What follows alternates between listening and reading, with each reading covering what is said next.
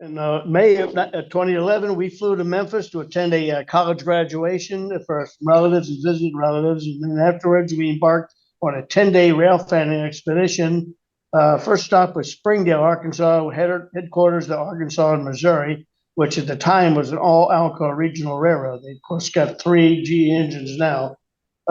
This line was previously a major line of the St. Louis, San Francisco, obviously known as the Frisco Railroad.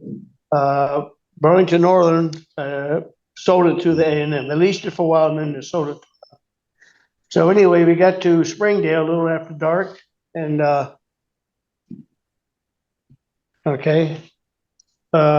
the Monette turn was preparing to depart north for Monette.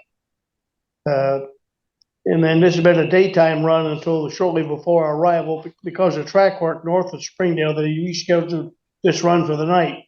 And the Fort Smith turn, which is a southbound train, was running during the day. I set up a tripods and I had my Luminine with me, and I took several shots. People there are very friendly. They knew exactly what we're doing. They got a lot of rail fans there. Number 68 is a C420. 14 what they had on the roster at the time. Okay, and the next morning we came back, and the same power, they have a loop in Monette, and the same power was going to be going to go south to on the Fort Smith turn. Now I talked to the conductor, said they would not be departing for an hour, so we walked around the shop area and took some shots. The number 62 is a C420.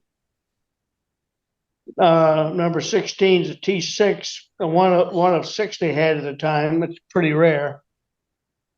It's a this is a RS-32,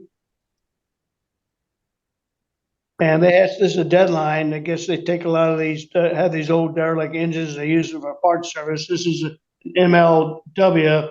Number 76 is a HR 412. And they have a bunch of other MLWs. They're M420s. The 604 was ex-Belt Railway of Chicago, C424. I guess the next stop for that was a scrapyard. Okay, then we chased the southbound Fort Smith turn. The first shot was in Mountainburg, Arkansas. You can see they have 8 engines on it. And coming through chicken processing plant. Very easy chase. And this is at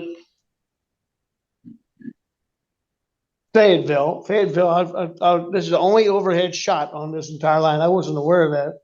I talked to some rail fans down there.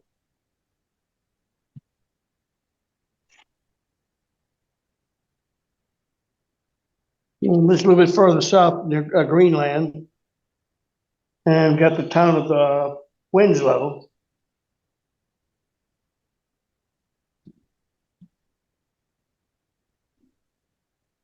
Going into there's a tunnel. He's going into a tunnel right now.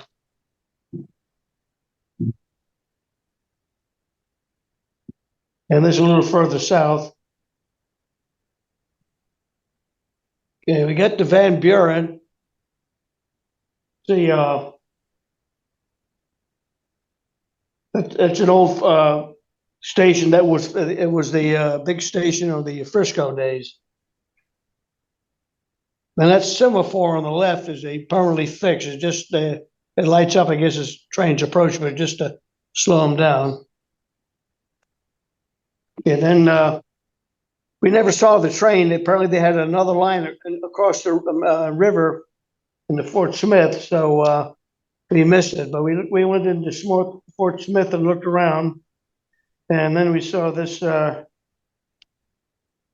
train on the Missouri Pacific. Missouri Pacific crossed the Frisco here, and they was sitting right there, a clean SD70, and only had one little mark of graffiti on it with the flags on the front and flags on the side. Looked pretty good. And when we were in there, they had a local was switching industries, and had C420s number 57 and 58. So this was absorbed by whoever got the Frisco line? Was it BNSF or? It was, yeah, it was BN back then. And they're very friendly. You know, they get a lot of rail fans down there. Just as long as you stay off to the side, you can do it okay. Then we went over to the Fort Smith Railroad facility, not too far away. There's a Saturday, so the engines were parked. All of them were GP20s except for number 16, which is the GP16. That's a nice, most of the power looks pretty nice. That's a Pioneer, you see PREX, Pioneer Rail Lines, right? 0938. And they had an ex Santa Fe unit sitting right there, pretty nice looking. They had one very nice looking engine. This is this one there. But you can see it's the reporting mark on the flanks. It's Alabama and Florida, so it must be up. Maybe they got some cooking oil or something. I have no idea, but I've seen this picture published on a lot. I don't know. A lot of rail fans go there and shoot it, I guess. So then we went. So the next day we drove up to Seligman to ride in one of their excursion trains, and that concrete piling on the right caught my eye, so I pulled over and got a little closer, and it said Frisco Railway. I thought that was pretty neat. And we boarded the train right here at Seligman. It's again a C420. Where are those cars from? Do you know? They're lettered for the railroad. I don't know. And very scenic railroad going south. It went into Winslow Tunnel. And then it stopped at the Van Buren Visitor Center. Okay, next day we drove up to Kansas City Southern, Maine, to get some Kansas City Southern action. Of course, you know what we saw first was a solid UP train, power rather. Probably has trackage rights. It had a one DPU in the rear. So then I found this real nice. I like these grain elevators. We don't have too many up in the area. So I found this shot here and set up. And first train was a BNSF and a Norfolk Southern. So we want to get some of those Southern Bell shots. And there it is going away. It's a NAFTA engine. And the next one was a northbound with some of the same spot, Southern Bell on the lead. Then we finally lucked out. That perfect lighting had two Southern Bells. It was going south, so we started chasing.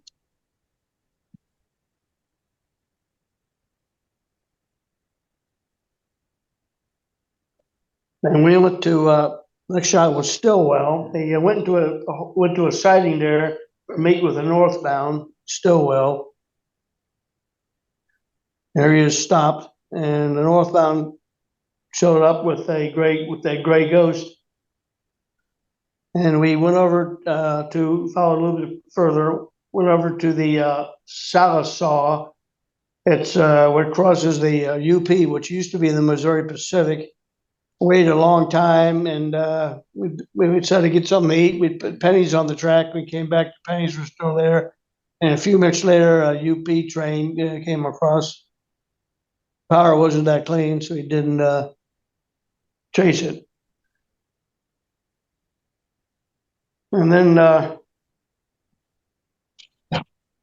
last day before we had to fly home, we had a free day with clear skies. We went back to Arkansas, Missouri, and shot this local with only 4 cars at first at Greenland,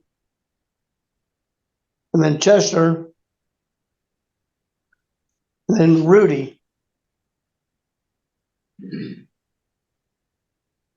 Okay, then we went up to Branson, Missouri, and wanted to ride the Branson Scenic Railroad. This F9 PH was here in this area for a long time. X mark number 83. You can tell by the recessed ditch lights, and then there formerly was B&O 5466. And they have a bunch of other engines. This GP30 is XCSX 4265. Previous to that, it was B&O 6973. And they do have some nice equipment there. Dome cars, stainless steel. And we shot there's an engine on both ends. We shot the southbound round crossing Lake Taneycomo. Now, I don't know why that shack was in the middle of the river. They said it had a bad flood a couple weeks earlier and it floated down. They're trying to get rid of it. And there's the F unit in the push mode. And we, of course, rode it. There's nice shots from the dome.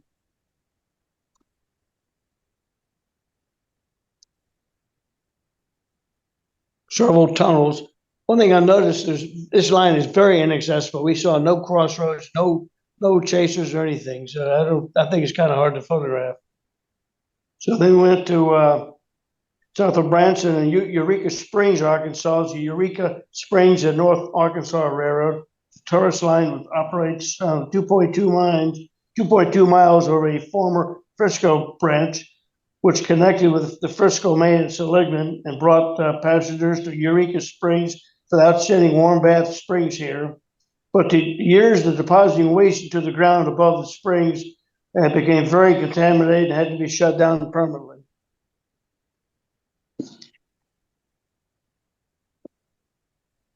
The power on this day was SW1 number 4742, built 1942 for the Chicago and Eastern Illinois and then later the Missouri Pacific.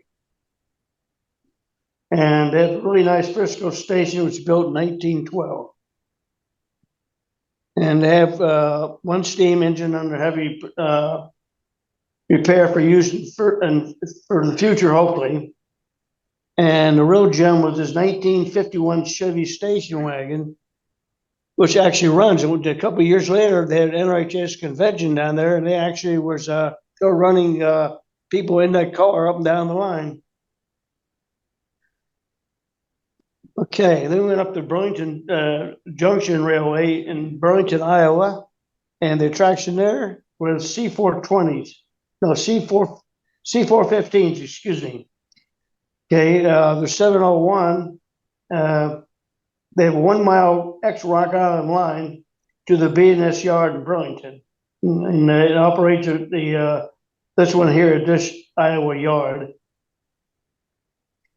They had two of them on the Burlington Junction's roster, and the only two current that were C415s that were at that time, only two that are currently in service in the United States. They only built 26 of them. And the 701 was originally the Columbia and Cowlitz Railway in 1967, and then later used on the Mount Hood Railroad in Hood, Oregon, before acquired by the Burlington Junction. And they have the other one they have is number 702, is in service at the Quincy, Illinois facility, ex-Southern Pacific 2407. And they had one customer in Quincy, and that's what it's used for. That's it. When we watched them switch the yard,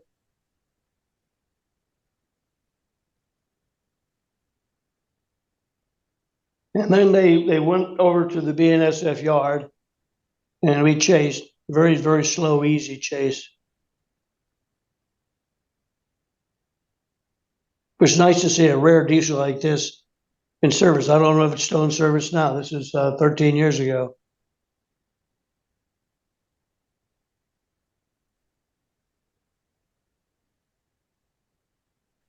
Okay, then another thing we really wanted to go do was the Peoria and Western train that ran with A, B, A, F units. We looked all over for it at nighttime in Maple, just west of Mapleton, and there was a train that was parked in the woods, in the trees and all, and it shut off. So the next morning we didn't have any trouble finding it. And the engine started up right away. And it's ABA back then. The center unit, of course, was a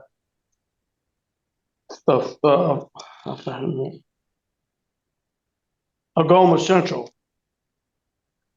And the trailing unit was the GP-16. So this is different from the TP&W, the Toledo, Peoria, and Western, right? I guess. Well, yeah, but they run on the TP&W's line. Oh, okay. I get, okay. Okay, it runs over the TP&W between Mapleton and Good Hope, Illinois. And the Peoria and Western, like I say, is a Pioneer Rail Cape subsidiary, like the Gettysburg Railroad, and interchanges cars with the Keokuk Junction Railway, which is another Pioneer Rail Corp subsidiary at Good Hope. Okay, on July 25th, 2011, the railroad hauled a loaded coal train east from just west of Mapleton to East Peoria, Illinois, before heading west to Good Hope. And on the lead unit is FP9 number 1750 XVIA rail CN number 6502. Trailing was the F9B 1761, which X Algoma Central. It was XVIA rail CN number 6613. 30 unit FP9 number 1752 XVIA rail CN 6511.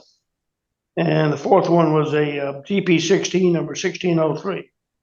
And as everybody probably knows, the new owner didn't like the F units, so they're scattered, and he's using Jeeps right now. You know, I did my homework before we went out there, and it was running on Mondays and Thursdays, and we did pretty well.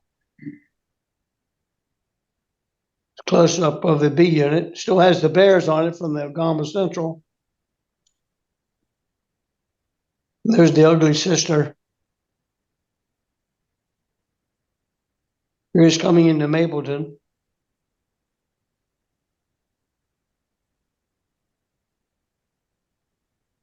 And he was going to go right back, but had the GP-16 leading, so we didn't bother with it. That's just like the scheme of the Gettysburg Railroad. I guess everybody knows that next year the Gettysburg Railroad is going to go back to running dinner trains. Right now. Okay, we went to the Train Fest in Rock Island in July, Rock Island, and it featured a very interesting gathering of diesels. Of course, this is for the Illinois Railway Museum, the CB&Q E5 Silver Pilot, built in 1939. This is the only one they saved. The rest of them are scrapped.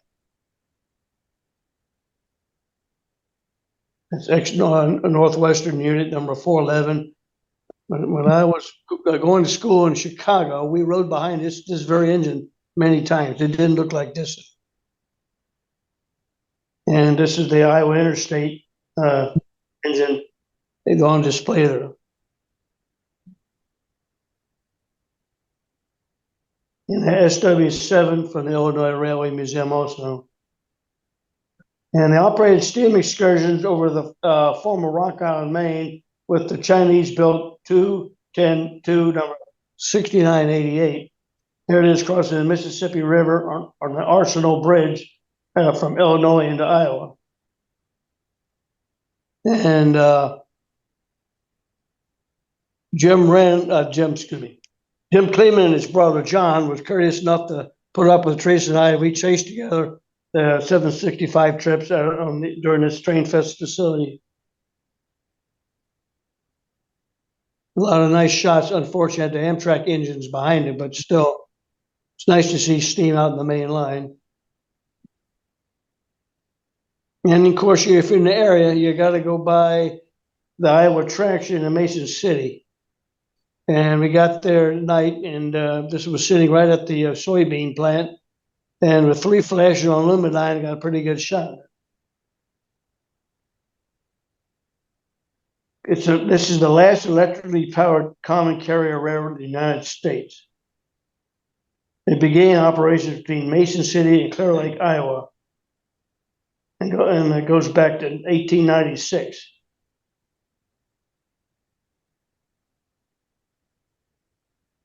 Yeah, they, at the time we were there, they had 4 steeple cab electrics on their roster, all built by Baldwin Westinghouse in the late teens, early 20s.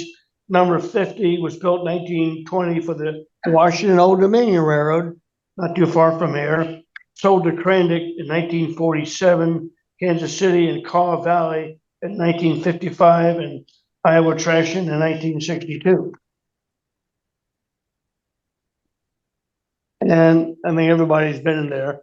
They started this giant soybean factory in Mason City. This is Ag Products, and it's right downtown on 19th Street in Mason City. Trucks bring the soybeans to the facility, the loading to the silos, and they load these covered hoppers with soybeans.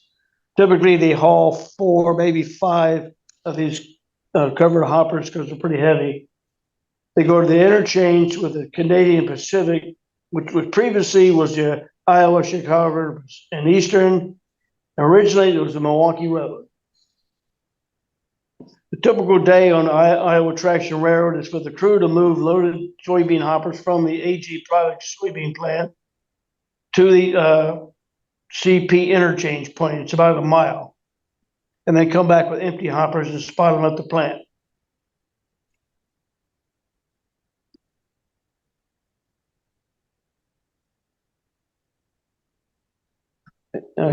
He's pushing these loaded covered hoppers to the interchange. It's kind of hard to get into the interchange, and we were told they don't want to keep going down there, so he didn't. But we hung around there most of the day and got some pretty nice shots.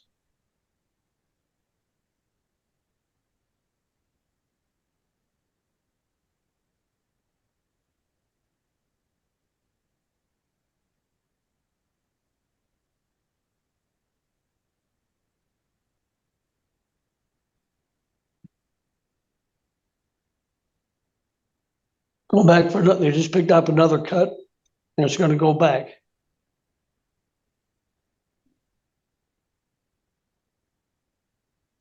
And occasionally they run other than soybeans. They have other customers they switch. This is one of those days. Was that substation in that earlier shot one that provides the juice for this thing? That I don't know. And this is not a tricky thing. What they do, when they get to the interchange, they go pretty slow, and then the whole train's moving with the locomotive, and they all of a sudden cut the locomotive off on the fly, and of course the locomotive takes off at a pretty good pace and gets into the siding there, and the train goes by. There's somebody on the train, and as they get near the interchange point, he applies the brakes on the one of the cars. I guess that's okay with FRA, but anyway.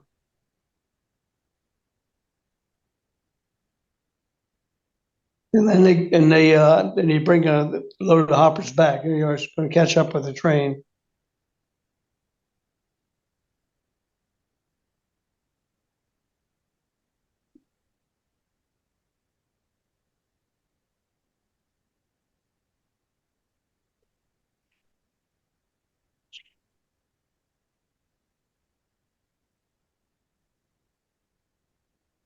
They do have one caboose that was in service the day we were there. And they have some of their, I guess it snows pretty heavily out there. It's a diesel powered snowplow. And then we went up to Manly.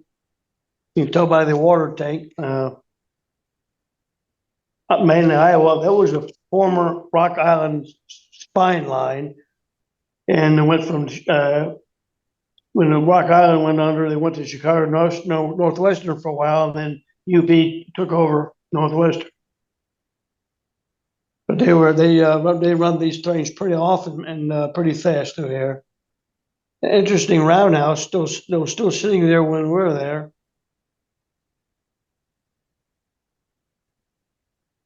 And the turntable still sitting here. It looks like it hadn't been used a while.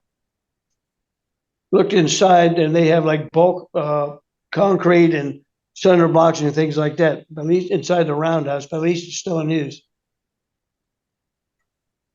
And then we, went to the Iowa Northern Yard at Manly, and there was two Northwestern Jeeps. High hood Jeeps. So I don't know if they're gonna restore them or what. It's nice to see them though. So then we went over to, I wanted to go see the Iowa Northern, and glad I did, because it's been sold.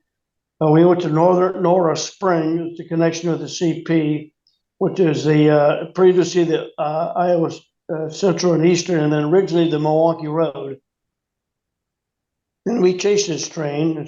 The B unit right between is pretty interesting, probably shop built.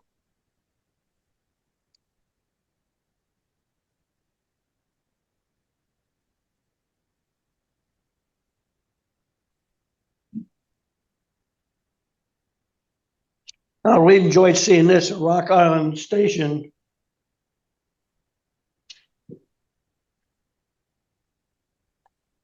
In Waterloo, right now, Rockford, obviously Rockford, Iowa, not Rockford, pretty well.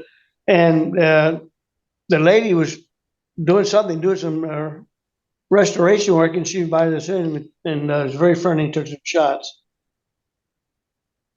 Of course, we're waiting for this train to show up, and doesn't go very fast, and does switch some industries along the way.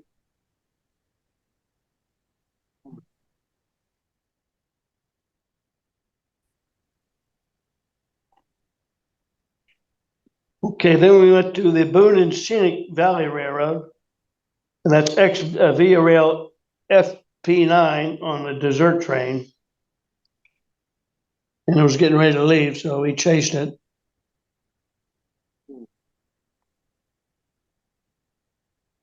In perfect lighting. Keep their equipment in very good shape.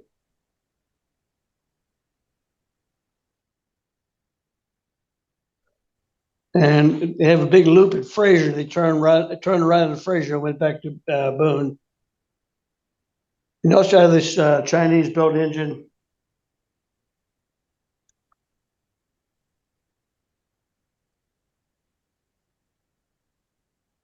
And this is during the NRHS convention. This is very hard to get into this level. You can't get into it.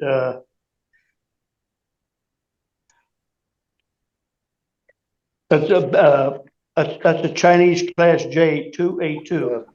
Okay, that's a bridge over Bass Point Creek. That was the last locomotive built by Detong. Okay, we ran into Jeff Terry, very well known historian who really knew this area. We followed him down there. It was very hard to get in here, but it was worth it. Got the bridge over the Des Moines River. And nearby was this Alco, I guess an RS3. Okay, I couldn't find anything about it. One thing I always wanted to do was go to the Kate Shelley Bridge, 3 miles west of Boone on the ex-north from Chicago Northwestern. That, of course, is the new bridge in front. And then behind is an old historic original bridge. It is very busy, very, very busy. Is the old bridge still used? No, I wouldn't walk across it, let me put it that way. There's just one train after, there's the old bridge. On the right, that is. Look how strong and all those concrete columns and all, they're well engineered. The bridge is designed that 2 trains can pass on this river, on this bridge, going 70 miles an hour. Nice weathering on that old bridge. Yeah, they worked hard on that.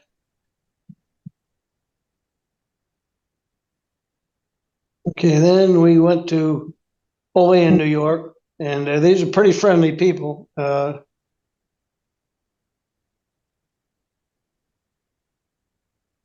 like I say, it was all Alco back then. They've also bought some non-Alco engines since then. Pretty friendly.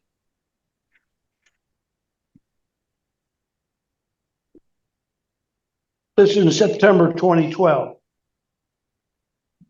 They want you to sign in, and they'll give you kind of, they want to know who you are, where you're going, and all that. And you can go out in the yard and take all the roster shots you want. Do it anymore. What happened? You do it anymore. It's all off limits. Yeah. Any reason why? They just don't like rail fan? Rail fans. Yeah, just a couple of them screw things up. And we went back there later on, did some night shots. That paint scheme, is that Chartier's Railroad, that paint scheme, you think? Cartier, rather?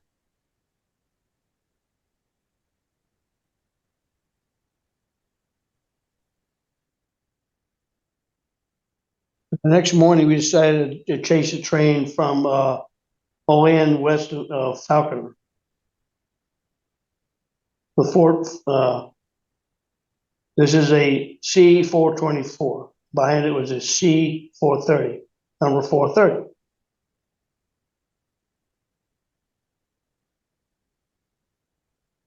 And we heard about the Salamanca, New York station, which is a former Buffalo, Rochester, and Pittsburgh passenger station built in 1912, is now a museum.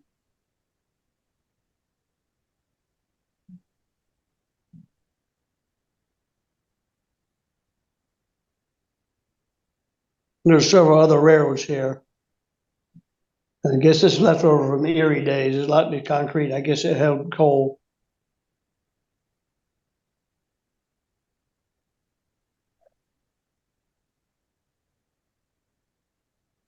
And it's kind of sad. The station here, that's the old Erie station across the tracks.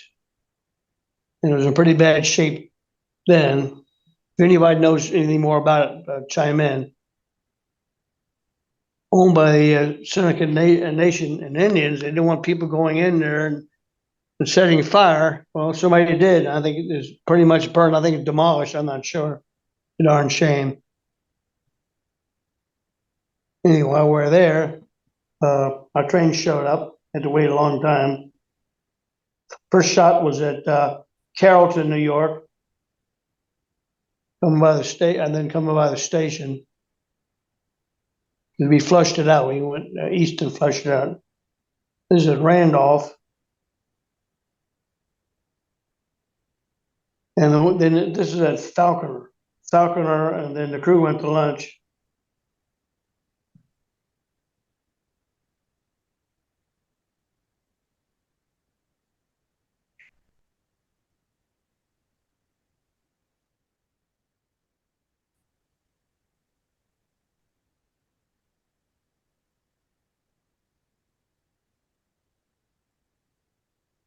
And we waited for this train and it just never showed up. I don't think it got by us. I don't know. Maybe they switched the industry, but I just thought this bridge is pretty neat.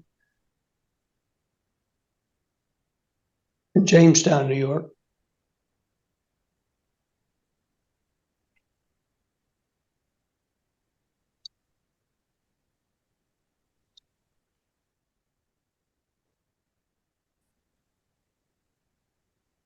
I'm not sure of the station. I don't know. Can't find it in my notes. Anyway, yes, East Salamanca. Okay. Another very old historic station.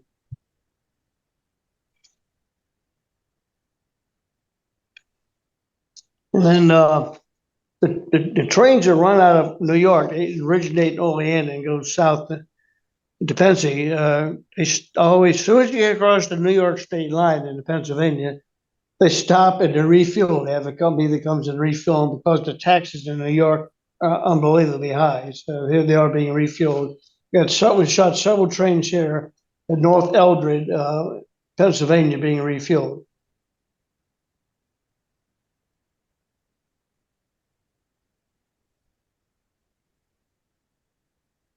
And we're getting ready to leave. And the truck left and the southbound train left, departed. And there's several nice across the field shots.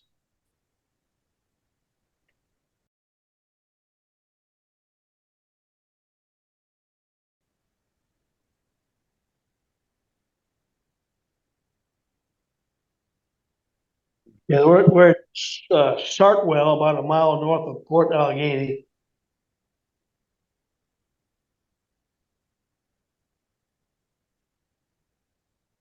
And then here coming into Port Allegheny. They got it again near Keating Summit. This crushing the grade at Keating Summit. And the next morning, we went to the crossing where the Erie and the Pennsylvania Railroad's Buffalo line cross at Olean, New York, and set up at Jersey City, 395 miles. And got some pretty good shots here. It's just left Olean. It's going to hang a right here and go south. This is a driftwood.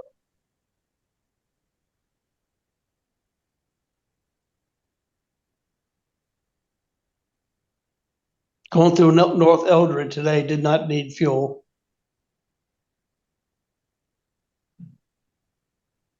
And that was it. We had chased the same train the day before. That's all we did.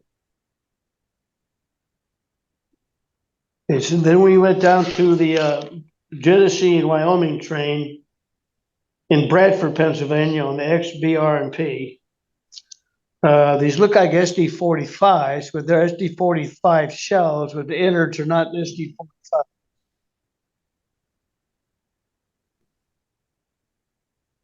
Okay, and Bradford, the other thing that is a big traction is a Zippo lighter company.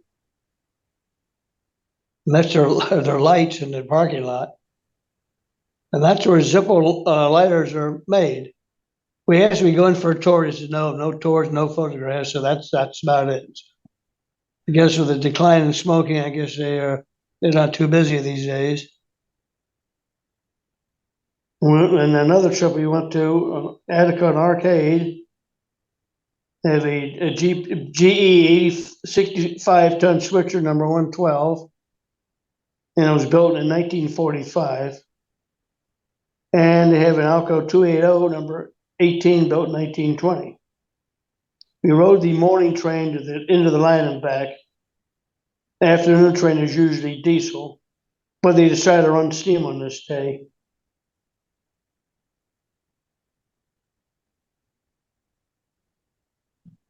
Very old buildings, very well kept up. So we went back in the yard for the photograph the steam engine, getting ready for the afternoon run.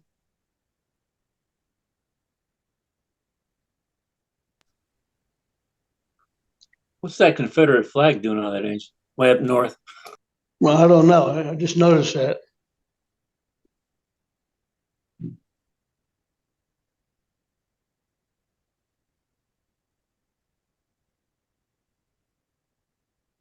Here's the end of the line. You get off and take a few pictures and get back on.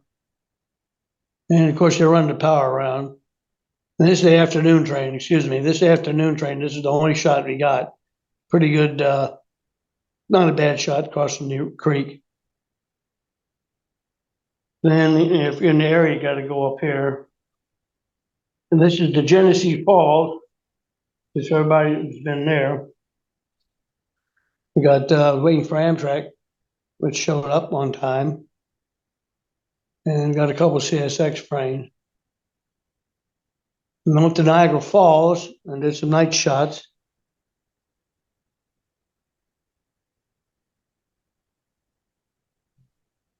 Same falls during the day. We didn't go to Canada, this was on the New York side. Okay, this is obviously a winter trip.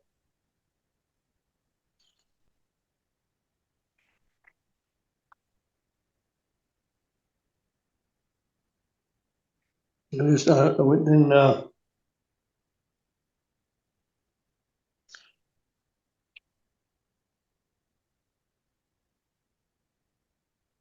near Lakeville.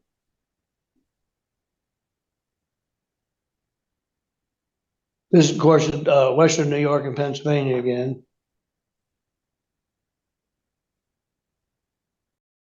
Chased them for a while.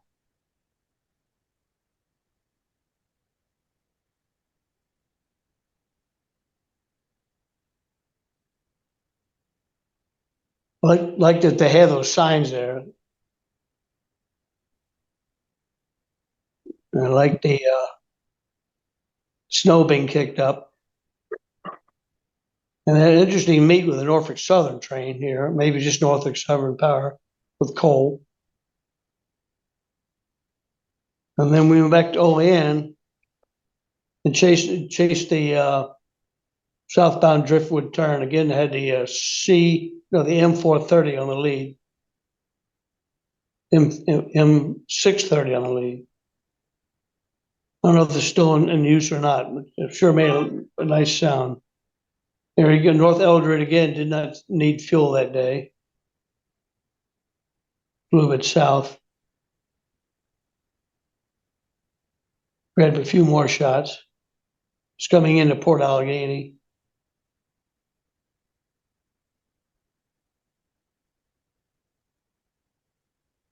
And they stopped here to work, so we left.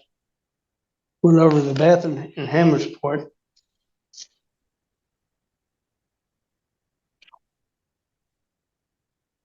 And there's old Alcos in there. They gave us the Homeland Security thing, and they couldn't tell us anything because their corn syrup is extremely volatile.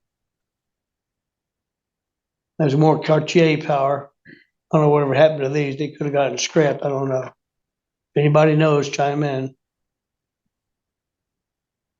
And they made one run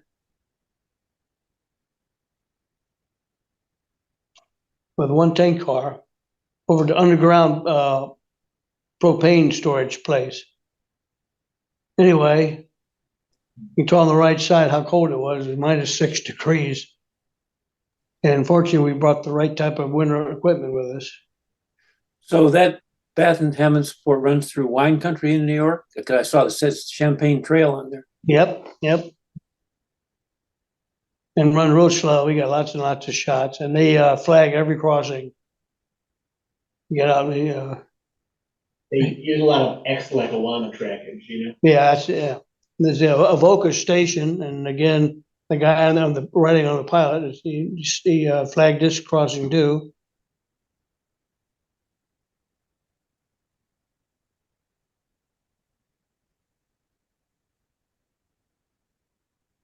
And they're, as you can see on the reporting marks on the flanks, they're Livonia, Avon, and Lakeville line.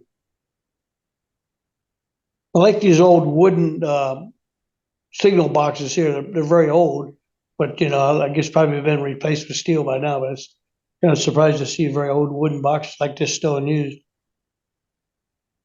Okay, then they were not friendly here at all. We went in there just to be real nice, and so we wanted to in Lakeville, New York, and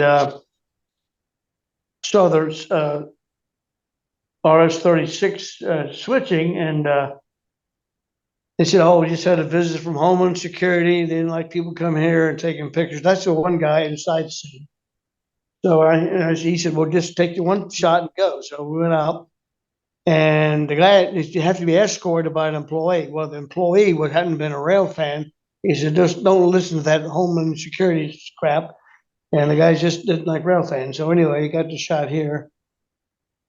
And then one place I've always seen this shot published, and we waited a long time to get the train coming by this old Lackawanna branch line at Industry. And we got tired of waiting, so we went up to the Railroad Museum right there, and looked around a little bit. And this stuff looks pretty good, especially for being kept outdoors.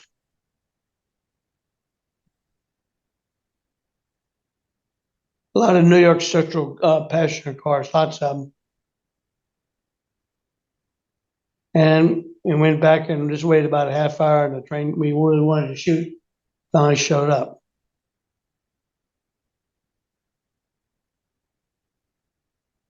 The trailing unit is a high short hood Alco, pretty neat.